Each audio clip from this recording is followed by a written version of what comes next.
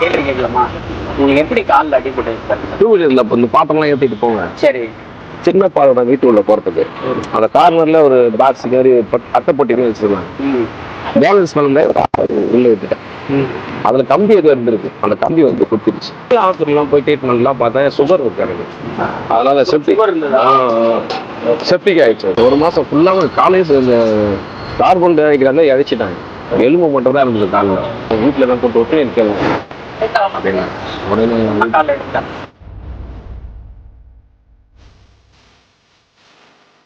கொடுமை வேற யாருக்கும் வரக்கூடாதுன்னு நினைக்கிறேன்.